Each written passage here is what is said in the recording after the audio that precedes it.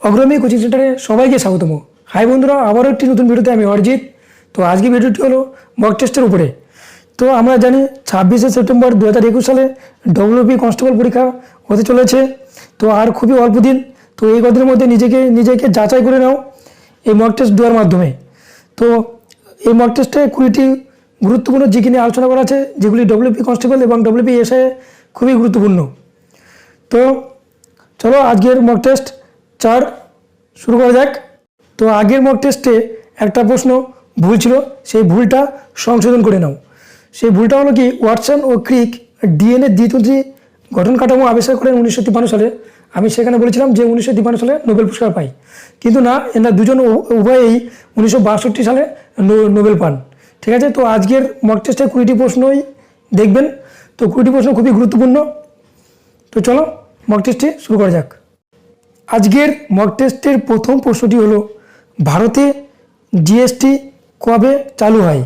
তো ভারতে জিএসটি চালু হয় অপশন এ 2017। 2017 1 জুলাই। তো এই 1 জুলাই এই দিনটিকে জিএসটি দিবস হিসাবে পালন করা হয়। তো আমাদের ভারতবর্ষের যে জিএসটির মডেলটা, এটা কানাডা দেশ থেকে আনা হয়েছে। আর পৃথিবীর মধ্যে সবচেয়ে প্রথম কোন দেশে জিএসটি চালু হয়েছিল? সেটা হচ্ছে ফ্রান্সে 1954 সালে চালু হয়েছিল। আর আমাদের ভারতবর্ষের জিএসটি সংশোধন করা হয় 101 নম্বর সংবিধান সংশোধনীর মাধ্যমে। তো আসাম রাজ্যটি প্রথম জিএসটি বিল পাস করে, আর জম্মু কাশ্মীর সর্বশেষ রাজ্য জিএসটি বিল পাস করে। তো জিএসটিটা কেমন কর? এটা হলো পরোক্ষ কর। তো জিএসটির করের ধার্যটা 5টা বেসে: 0%, 5%, 12%, 18% আর 28%। তো 28% লটারি, যে আমাদের লটারিটা বিক্রি করা হয়, সেটা হচ্ছে 28%-এ ধার্য করা হয়। আর জিএসটি কাউন্সিল, যেটার হেডকোয়ার্টার নিউ দিল্লিতে অবস্থিত, এই জিএসটি কাউন্সিলটা স্থাপন হয়েছিল 279 এর ধারা অনুযায়ী। ওকে, পরের প্রশ্ন, বিমা ক্ষেত্রের সঙ্গে যুক্ত কোন কমিটি? বিমা ক্ষেত্রের সঙ্গে যুক্ত কোন কমিটি? তো বিমা ক্ষেত্রের সঙ্গে যুক্ত কমিটির নাম হলো মালহোত্রা কমিটি। তো এটা প্রতিষ্ঠিত হয়েছিল 1993 সালে, আর এই রিপোর্ট পাস করেছিল হচ্ছে 1994 সালে। Ashok Mehta committee, option A Ashok Mehta committee হচ্ছে পঞ্চায়েত ব্যবস্থার সঙ্গে যুক্ত ছিল। তো এটা 1977 সালে নিযুক্ত হয় গভর্নমেন্টের দ্বারা, আর 1978 সালে রিপোর্ট পাস করে। আর কেলকার কমিটি কি? কেলকার কমিটি হচ্ছে কর কাঠামোর সঙ্গে যুক্ত কেলকার কমিটি। ওকে, আর নরসিংহম কমিটি হচ্ছে আমাদের যে ব্যাংকের 4 স্তরীয় ব্যবস্থা, সেই ব্যাংকের 4 স্তরীয় ব্যবস্থার সৃষ্টিকর্তা হচ্ছে এই নরসিংহম কমিটি, সুপারিশে হয়। ওকে, পরের প্রশ্ন, অন্তঃকোষীয় ও বহিঃকোষীয় উভয় পরিপাক কার দেহে ঘটে? তো অন্তঃকোষীয় ও উভয়কোষীয় উভয় পরিপাক ঘটে হাইড্রার দেহে। ভেরি ভেরি ইম্পর্টেন্ট প্রশ্ন, খুবই গুরুত্বপূর্ণ প্রশ্ন। আর অন্তঃকোষীয় পরিপাক দেখা যায় অ্যামিবার দেহে, আর বহিঃকোষীয় পরিপাক দেখা যায় মানুষের দেহে। আর হাইড্রার দেহে সর্বপ্রথম স্নায়ুর অস্তিত্ব পাওয়া গিয়েছিল। হাইড্রার দেহে। কেঁচো, ব্যাঙ, মানুষ, এদের দেহে বদ্ধ সংবহনতন্ত্র দেখা যায়। তবে আমার এখানে একটা হোমওয়ার্ক দিয়ে দিচ্ছি আমি, মুক্ত সংবহনতন্ত্র দেখা যায় এমন কয়েকটি প্রাণীর নাম কমেন্ট বক্সে লিখে জানাবেন। ওকে, পরের প্রশ্ন, কোন শ্বেতরক্ত কণিকার কাজ অ্যান্টিবডি সৃষ্টি করা? তো অ্যান্টিবডি সৃষ্টি করার কাজ হলো অপশন ডি, লিম্ফোসাইট। তো 5 ধরনের শ্বেতরক্ত কণিকা আছে। তো আরেকটা আমি যেটা লিখিনি, সেটা হচ্ছে মোনোসাইট।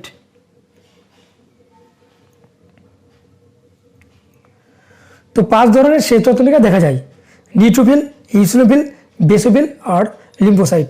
তো লিম্ফোসাইটটা কি করে? লিম্ফোসাইটটা অ্যান্টিবডি সৃষ্টি করে। আর নিউট্রোফিল আর মোনোসাইট, এইটা হচ্ছে ফ্যাগোসাইটোসিস পদ্ধতিতে রোগ জীবাণু ধ্বংস করা। তাহলে ফ্যাগোসাইটোসিস পদ্ধতিতে রোগ জীবাণু ধ্বংস করে কে? নিউট্রোফিল আর মোনোসাইট। ওকে, আর অ্যান্টিবডি সৃষ্টি করে লিম্ফোসাইট। আর ইসনোফিল অ্যালার্জি প্রতিরোধ করে। আর বেসোফিল কি করে? হেপারিন নিঃসরণ করে। বেসোফিল হেপারিন নিঃসরণ করে। এই হেপারিনের জন্য আমাদের রক্তবাহের মধ্যে রক্ত জমাট বাঁধে না। ওকে, আর শ্বেততন্ত্রিকার গড় আয়ু 1 থেকে 15 দিন। ওকে, পরের প্রশ্ন 6 থেকে 14 বছর বয়সী শিশুদের বিনামূল্যে শিক্ষা প্রদান করা হয় কততম সংবিধান সংশোধনীর মাধ্যমে? তো এখানে অপশানে 86তম সংবিধান সংশোধনী 2002 সালে হয়েছিল। তার মাধ্যমে 6 থেকে 14 বছর বয়সী শিশুদের বিনামূল্যে শিক্ষা প্রদান করতে হবে। তো 92তম সংবিধান সংশোধন 2003 সালে যেটা হয়েছিল সেটা অ্যাকচুয়ালি কি? সেটা হলো বোরো, মৈথিলি, সাঁওতালি, ডোগরি এই 4টে ভাষাকে 8ম তপশিলিতে যুক্ত করা হয়েছিল। ফলে আমাদের ভারতবর্ষের সরকারি ভাষা দাঁড়ায় 22টি। ওকে, আর অপশন সি 21তম সংবিধান সংশোধনী 1967 সাল। এই সংবিধান সংশোধনীর মাধ্যমে সিন্ধি ভাষাকে 8ম তপশিলির 15তম ভাষা হিসাবে স্বীকৃতি দেওয়া হয়েছিল। আর 44তম সংবিধান সংশোধন 1978 সাল, এটা হচ্ছে মৌলিক অধিকার থেকে সম্পত্তির অধিকারকে বাদ দেওয়া হয়েছিল। তো সম্পত্তির অধিকার এখন হচ্ছে আইনি অধিকার। ঠিক আছে, ওকে, পরের প্রশ্ন জলাতঙ্ক রোগের টিকা কে আবিষ্কার করেন? জলাতঙ্ক রোগের টিকা আবিষ্কার করেন বিজ্ঞানী লুই পাস্তুর। তো জলাতঙ্ক রোগ হলে যে ভাইরাসটা আক্রমণ করে সেই ভাইরাসটা হচ্ছে রেবিস ভাইরাস। খুবই গুরুত্বপূর্ণ প্রশ্ন, রেবিস ভাইরাস। জলাতঙ্ক রোগের ভাইরাসের নাম কি? Rabies virus. তো এই লুই পাস্তুর কলেরা, অ্যানথ্রাক্স, পাস্তুরাইজেশন পদ্ধতি এবং বায়োজেনেসিস তত্ত্ব আবিষ্কার করেছিল। তো অ্যানথ্রাক্স রোগটা কাদের হয়? গবাদি পশুদের এই অ্যানথ্রাক্স রোগটা হয়। ওকে, খুবই গুরুত্বপূর্ণ প্রশ্ন। আর জোয়ান সল্ক কি করেছিল? জোয়ান সল্ক পোলিও রোগের টিকা আবিষ্কার করেছিল। আর রোনাল্ড রস ম্যালেরিয়া রোগের জীবাণু সংক্রমণ পদ্ধতি আবিষ্কার করেছে। খুবই ইম্পর্টেন্ট প্রশ্ন, যে যদি বলে ম্যালেরিয়া রোগের জীবাণু সংক্রমণ পদ্ধতি কী আবিষ্কার করে, তাহলে রোনাল্ড রস। আর যদি বলে ম্যালেরিয়া রোগের জীবাণু কী আবিষ্কার করে, তাহলে হচ্ছে বিজ্ঞানী ল্যাভেরান। ওকে, আর এডওয়ার্ড জেনার কি করেছে? এডওয়ার্ড জেনার হচ্ছে স্মল পক্স বা গুটি বসন্তের টিকা আবিষ্কার করেছে। পরের প্রশ্ন টুথব্রাশ কোন শ্রেণীর লিভার? তো টুথব্রাশ প্রথম শ্রেণীর লিভার। তো প্রথম শ্রেণীর আরও কয়েকটি লিভারের নাম হলো নলকূপের হাতল, বেলচা, প্রেক, তুলাদণ্ড, কাঁচি, সাঁড়াশি, ঢেকি, কোদাল, শাবল। তো আমি একটা শর্টকাট প্রসেস বলছি, যেটার মাধ্যমে এইখানে সবকটাই প্রথম শ্রেণীর লিভার মুখস্থ হয়ে যাবে। দেখুন, তাহলে এই কথাটা কাতু, কোবেসা, ডেসা, নটু, এই কথাটা মনে রাখুন। আর প্রথম শ্রেণীর লিভারের সবকটার নাম মনে রাখুন। কাতে হচ্ছে কাঁচি, তুতে কি তুলাদণ্ড, কোতে কি কোদাল, বেতে কি বেলচা, আর সাথে কি শাবল, আর ঢেতে কি ঢেকি, আর সাথে কি সাঁড়াশি, আর দন্তের নতে হচ্ছে নলকূপের হাতল, আর টুতে হচ্ছে টুথব্রাশ। ঠিক আছে, শুধু এই সূত্রটা মুখস্থ করলেই পুরো প্রথম শ্রেণীর লেবারের যতগুলো লেবার আছে সব মুখস্থ হয়ে যাবে। বাদ পড়ে গেল শুধু পেরেকটা। তো কাতু, কোবেসা, ঢেসা, নটু, এই জিনিসটা মনে রাখুন, তাহলে প্রথম শ্রেণীর লেবার মনে থেকে যাবে। আর এখানে সবেক, অনেক সময় প্রশ্ন পড়ে যে প্রথম শ্রেণীর লেবারের যান্ত্রিক সুবিধা কত, বা দ্বিতীয় শ্রেণীর যান্ত্রিক সুবিধা কত, বা তৃতীয় শ্রেণীর লেবারের যান্ত্রিক সুবিধা কত। তো এইখানে এই জিনিসটা মুখস্থ করতে হবে যে সবেক দন্তেশ্বর মানে প্রথম দন্তেশ্বর, এটা প্রথম শ্রেণীর লেবার, বে হচ্ছে দ্বিতীয় শ্রেণীর লেবার, আর ক হচ্ছে তৃতীয় শ্রেণীর লেবার। ঠিক আছে, তো মানে কি সব প্রথম শ্রেণীর যান্ত্রিক সুবিধা, প্রথম শ্রেণীর লিভারের যান্ত্রিক সুবিধা একের বেশি হবে, একের কমও হবে, আবার একের সমানও হবে। তাহলে সতে হচ্ছে সব। আর বিয়েতে হচ্ছে দ্বিতীয় শ্রেণীর লিভার, তাহলে দ্বিতীয় শ্রেণীর লিভারের যান্ত্রিক সুবিধা হচ্ছে বে মানে একের বেশি, একের বেশি হচ্ছে দ্বিতীয় শ্রেণীর লিভারের যান্ত্রিক সুবিধা। আর কতে হচ্ছে কি কম, তাহলে তৃতীয় শ্রেণীর যান্ত্রিক লিভারের যান্ত্রিক সুবিধা একের কম। ঠিক আছে, ওকে। পরের প্রশ্ন, মৌমাছি ছদ্মনাম কার? তো মৌমাছি ছদ্মনাম হলো বিমল ঘোষ। তো এখানে আরও কয়েকটি ছদ্মনাম দেওয়া আছে, ইম্পর্টেন্ট ছদ্মনাম, সেগুলো দেখে নাও একবার।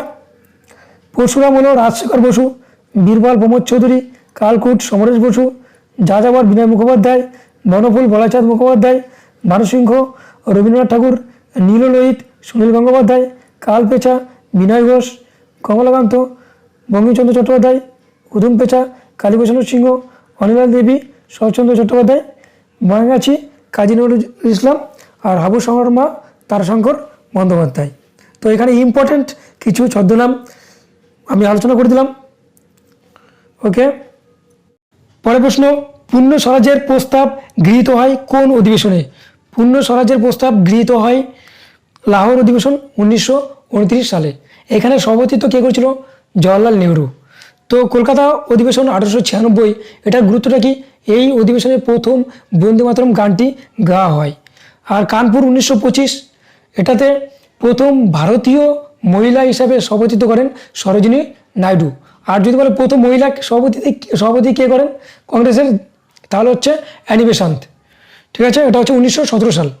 আর বেলগাঁও অধিবেশন 1924, এটা গুরুত্ব কি? এটাতে শুধুমাত্র মহাত্মা গান্ধী একবারই সভাপতিত্ব করেছিলেন, সেটা হচ্ছে 1924 সাল বেলগাঁও অধিবেশন। পরের প্রশ্ন, কালপাক্কাম পারমাণবিক বিদ্যুৎ কেন্দ্র কোথায়? কালপাক্কাম পারমাণবিক বিদ্যুৎ কেন্দ্রটি হলো তামিলনাড়ু, অপশন সি। তো মহারাষ্ট্রের পারমাণবিক বিদ্যুৎ কেন্দ্রের নাম কি? তারাপুর। এটা কত সালে প্রতিষ্ঠা হয়েছিল? 1969 সালে। এটা হচ্ছে ভারতবর্ষের প্রথম পারমাণবিক বিদ্যুৎ কেন্দ্র। আর নারোডা কোথায় আছে? নারোডা আছে উত্তরপ্রদেশ। তাহলে উত্তরপ্রদেশের পারমাণবিক কেন্দ্রের নাম নারোডা। আর রাজস্থানের পারমাণবিক বিদ্যুৎ কেন্দ্রের নাম কি? রাওত ভাট্টা। আর গুজরাটে হলো কাকরাপাড়া। আর কৈগা কোথাকার? কৈগা কর্ণাটকের। খুবই গুরুত্বপূর্ণ প্রশ্ন। পরের প্রশ্ন, দলত্যাগ বিরোধী আইন কততম তপশিলি? তো দলত্যাগ বিরোধী আইন 10ম তপশিলি। তো 10ম তপশিলিটা 1985 সালে 52তম সংবিধান সংশোধনীর মাধ্যমে সংবিধানে অন্তর্ভুক্ত করা হয়। 10ম তপশিলিতে অন্তর্ভুক্ত করা হয় দলত্যাগ বিরোধী আইন। তো 7ম তপশিলিটা কি? 7ম তপশিলিটা হলো তালিকা, যুগ্ম তালিকা, রাজ্য তালিকা আর কেন্দ্রীয় তালিকা। এই 3টি তালিকা এই 7ম তপশিলিতে বর্ণনা করা আছে। আর 8ম তপশিলিটা কি? 8ম তপশিলিটা হলো ভাষা। তো ভাষা, আমাদের যে 22টা ভাষা, সেটা হচ্ছে 8ম তপশিলিতে আছে। আর একাদশ হচ্ছে পঞ্চায়েত ব্যবস্থা, হচ্ছে একাদশ তপশিলি। পরের প্রশ্ন, পঞ্চ সিদ্ধান্তিকা বইটি কার লেখা? তো পঞ্চ সিদ্ধান্তিকা বইটি লেখা হলো বরাহমিহির। তো বরাহমিহিরের আর একটা বই লেখা, সেটা হচ্ছে বৃহৎ সংহিতা। আর সূর্য সিদ্ধান্ত কার? এটা হচ্ছে আর্যভট্টের। বুদ্ধচরিত, সূত্রালঙ্কার, সুন্দরানন্দ, বজ্রসূচি, এগুলো হচ্ছে অশ্ব ঘোষের লেখা বই। আর ব্রহ্ম সিদ্ধান্ত কার লেখা? এটা হচ্ছে ব্রহ্মগুপ্তের লেখা বই। ঠিক আছে, পরের প্রশ্ন, রিজার্ভ ব্যাঙ্ক অফ ইন্ডিয়া কবে স্থাপিত হয়? তো রিজার্ভ ব্যাঙ্ক অফ ইন্ডিয়া স্থাপিত হয় 1935 সালের 1 এপ্রিল। 1935 সালের 1 এপ্রিল। আর এটা 1949 সালে জাতীয়করণ করা হয়েছিল।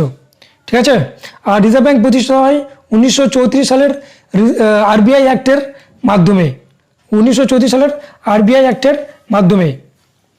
আর হিল্টন ইয়ং কমিশনের রিকমেন্ডেশনে এই রিজার্ভ ব্যাঙ্ক অফ ইন্ডিয়া স্থাপিত হয়। তো রিজার্ভ ব্যাঙ্ক ইন্ডিয়ার প্রথম গভর্নর ছিল স্যার অসবর্ন স্মিথ। আর সিটি দেশমুখ হলো রিজার্ভ ব্যাঙ্ক অফ ইন্ডিয়ার প্রথম গভর্নর, ভারতীয় গভর্নর। পরের পরের প্রশ্ন, ওয়াটার পোলো খেলায় কতজন খেলোয়াড়? তো ওয়াটার পোলো খেলায় হচ্ছে 7 জন। ওয়াটার পোলো খেলায় কতজন? 7 জন। তো আর নেটবলটা হচ্ছে 7 জন, নেটবল খেলাটা হচ্ছে 7 জন। আর 6 জনা খেলে কোন খেলাটা? ভলিবল খেলা। তো ভলিবলটা হচ্ছে শ্রীলঙ্কার জাতীয় খেলা। তো ভলিবলের সঙ্গে যুক্ত কয়েকটি শব্দ, ব্লকিং, ব্যাকজোন, পাসিং, স্পিকিং, এগুলো হচ্ছে ভলিবল খেলার সঙ্গে যুক্ত খেলা। আর বেসবলে কজনা? বেসবলে 9 জনা। আর বাস্কেটবলে 5 জনা। তো বাসলাটা ঝাড় ট্রফি হচ্ছে বাস্কেটবলের সঙ্গে যুক্ত একটা ট্রফি, খুবই গুরুত্বপূর্ণ। পরের প্রশ্ন,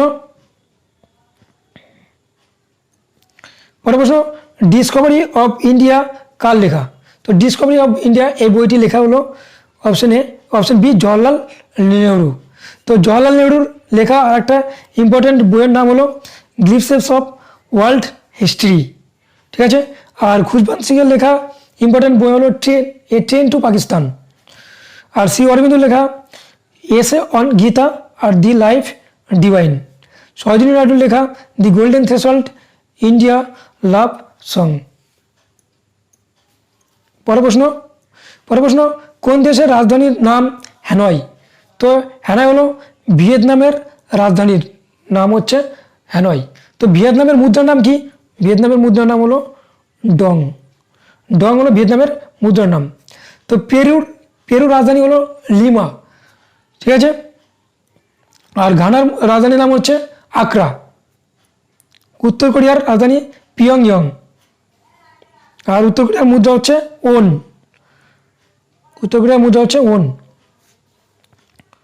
পরের প্রশ্ন,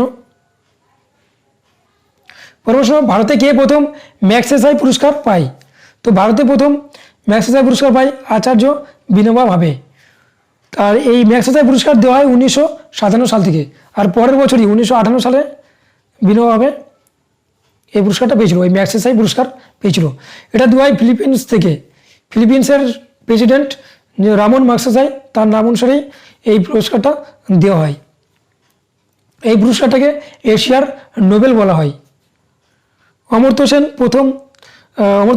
অর্থনীতিতে নোবেল পুরস্কার পেয়েছিল প্রথম 1998 সালে। আর জি শঙ্করম গ্রুপ কী পেয়েছিল? জ্ঞানপীঠ পুরস্কার পেয়েছিল। সর্বপল্লী রাধাকৃষ্ণন কী পেয়েছিল? ইনি পেয়েছিলেন হচ্ছে ভারতরত্ন পুরস্কার 1954 সালে। পরের প্রশ্ন, ওয়েব পেজ তৈরি করার জন্য ব্যবহৃত ল্যাঙ্গুয়েজটি হলো কি? তো ওয়েব পেজ তৈরি করার জন্য ব্যবহৃত ল্যাঙ্গুয়েজটি হলো HTML। তো HTML পুরো নাম কি? Hyper text markup language. তো HTML was developed by Tim Berners-Lee. তো এটা ডেভেলপ করেছে টিম বার্নার্স-লি। আর জাভা ইজ প্রোগ্রামিং ল্যাঙ্গুয়েজ। তো জাভাটা হলো প্রোগ্রামিং ল্যাঙ্গুয়েজ। এটা ডেভেলপ কী করেছে? James Gosling. পরের প্রশ্ন, হেনলি পাসপোর্ট ইন্ডেক্স ভারতের স্থান কত? হেনলি পাসপোর্ট ইন্ডেক্সে ভারতের স্থান 85। এটা হচ্ছে 2021 সালে। 2021 সালে হেনলি পাসপোর্ট ইন্ডেক্স ভারতের স্থান 85। আর 2020-তে এটা হচ্ছে 84তম। আর এই হেনলি পাসপোর্ট ইন্ডেক্সে জাপানের স্থান হচ্ছে প্রথম। আর এটা পাবলিশ কে করে? IATA। এটা ফুল ফর্ম হচ্ছে the international air transport authority. তো এটা প্রতিষ্ঠিত হয়েছে 1945 সালে। আর এটার হেডকোয়ার্টার হচ্ছে লন্ডন। পরের প্রশ্ন, সামার অলিম্পিক 2028 কোথায় হবে? তো সামার অলিম্পিক 2028 লস অ্যাঞ্জেলেসে হবে। আর প্যারিসে 2024 সালে সামার অলিম্পিক হবে প্যারিসে। আর টোকিওতে 2021 সালে হয়েছে। তো ভারত পেয়েছে 1টা সোনা, 2টো রূপা আর 4টে ব্রোঞ্জ। তো এই ছিল আমার আজকের মক টেস্ট। তো আমার ভিডিওটি ভালো লাগলে লাইক করবেন এবং আমার চ্যানেলটিকে সাবস্ক্রাইব করবেন। আর আমার চ্যানেলে যারা নতুন, তো আমার চ্যানেলকে সাবস্ক্রাইব করবেন এবং পাশে থাকা বেল আইকনটা ক্লিক করে আমার সঙ্গে থাকুন আমার চ্যানেলের সমস্ত নোটিফিকেশন সবার আগে পাওয়ার জন্য। তো আজকের ভিডিওটা এখানে শেষ হলো। জয় হিন্দ, বন্দে মাতরম। আবার দেখাবে পরের ভিডিওতে।